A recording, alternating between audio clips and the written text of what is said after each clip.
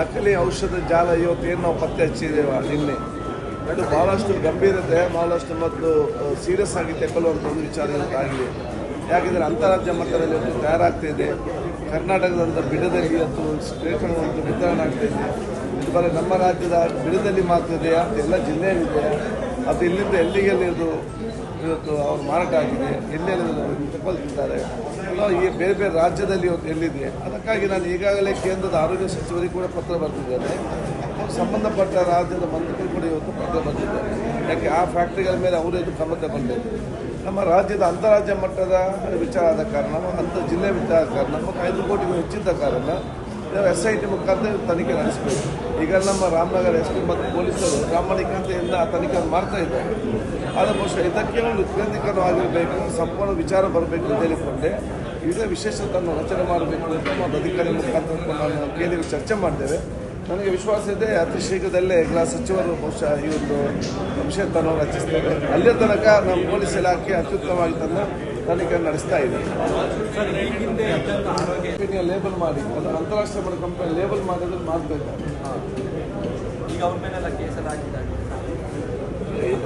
Case ಯಾರೇ duplicate ಮಾಡಿ ತಂದು ಲೇಬಲ್ ಮಾಡಿ ಮಾಡ್ತಾನೆ ಅವರ ಮೇಲೆ ಆಗುತ್ತೆ.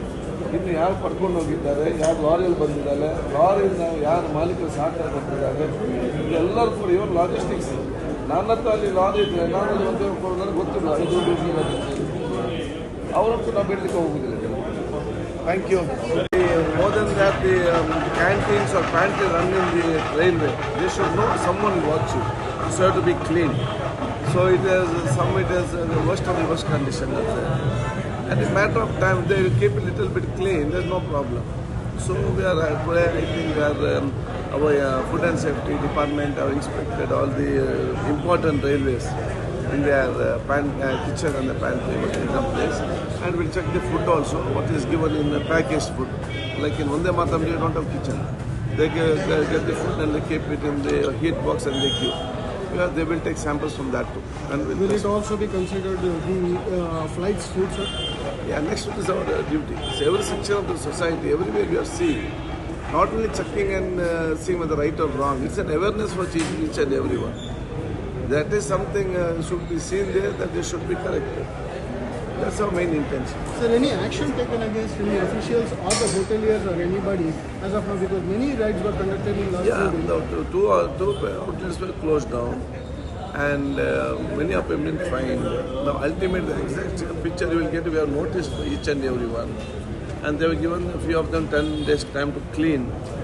So few of the photos I got yesterday, the day of inspection and today there is a lot of difference in the kitchen system and hygienic also. After the notice, after the explanation, then the fine will be decided, the action will be decided. And this is the first time we don't suddenly close it down and punish them. It is not our intention to punish. We want their business also to run, and the emperor also work there. But they shouldn't cheat the people. That is the main point.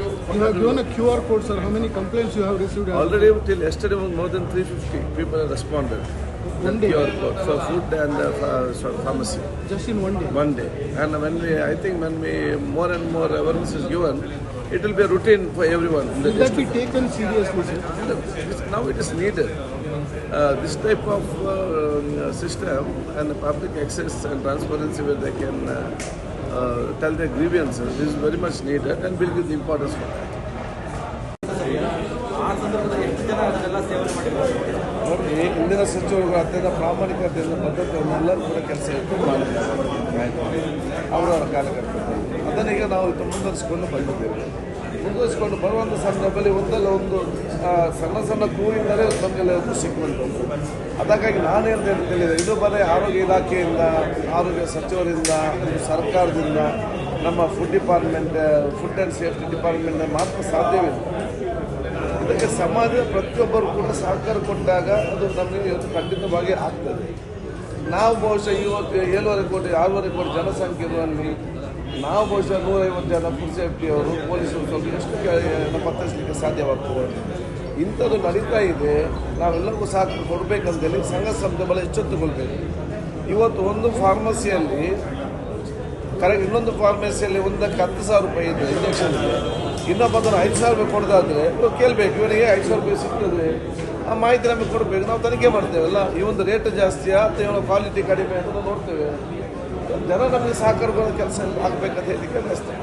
Sir, ಇದು ಎಷ್ಟು ವರ್ಷದಿಂದ ನಡೀತಾ ಇತ್ತು ಮತ್ತು ಈ ಥರ ನಕಲಿ ವಸ್ತುಗಳು ಎಲ್ಲೆಲ್ಲಿ ಸರಬರಾಜು ಆಗಿದ್ದಾವೆ ಅದೆಲ್ಲ ಕೂಡ ತನಿಖೆ ಮುಖಾಂತರ ಬರುವಂಥ, ತನಿಖೆ ಆದ ನಂತರ ನಮಗೆ ಈ ವಿಚಾರ ಹೇಳಲಿಕ್ಕೆ ಸಾಧ್ಯವಾಗ್ತದೆ. ಅಲ್ಲ, ಈಗಾಗಲೇ ಹೋಗಿ ಅದರಿಂದ ಪರಿಣಾಮಗಳೇನಾರು ಆಗಿರೋದು ಮಾಹಿತಿ ಅದು ತನಿಖೆಯಿಂದ ಅಲ್ಲಿ ಬರಬೇಕಲ್ಲ. ಯಾರಿಗೆ ಕೊಟ್ಟಿದ್ದಾರೆ, ಯಾವ ಆಸ್ಪತ್ರೆಗೆ ಕೊಟ್ಟಿದ್ದಾರೆ, ಪೇಷಂಟ್ ಯಾರು ಕೊಟ್ಟಿದ್ದಾರೆ, ಆ ಪೇಷಂಟ್ ಬದುಕಿದ್ದಾರಾ ಅಥವಾ ಇನ್ನೂ ಸೀರಿಯಸ್ ಆಗಿದ್ದಾರಾ ಅಥವಾ ತೀರಿ ಹೋಗಿದ್ದಾರಾ, ಇವ್ರು ತೀರಿಯೋದಕ್ಕೆ ಬೇರೆ ಕಾರಣ ಕೊಟ್ಟಿರ್ತಾರಾ, ಯಾರಿಗೆ ಗೊತ್ತು. ಇದೆಲ್ಲ ಅವ್ರ ತನಿಖೆಯಿಂದ ಆಗ್ತದೆ. ಅದಕ್ಕಾಗಿ ಇದು ಸಾವಿಗೆ ಪ್ರೇರಣೆ ಆಗುವಂತಹ ಮತ್ತು ಪ್ರೋತ್ಸಾಹ ಕೊಡುವಂಥ ಒಂದು ಸೆಕ್ಷನ್ ಏನು ನಮ್ಮ ಫುಡ್ ಆ್ಯಂಡ್ ಸೇಫ್ಟಿಯಲ್ಲಿ ಇದೆಯಾ 302 ಥರವೇ, ಅದನ್ನೇ ಇವತ್ತು ನಾವು ಇಂಪ್ಲಿಮೆಂಟ್ ಕೂಡ ನಾವು ಇವತ್ತು ಹೇಳ್ಬೋದು. ಸರ್, ಈ ಕಂಪ್ನಿಗಳು ಎಷ್ಟು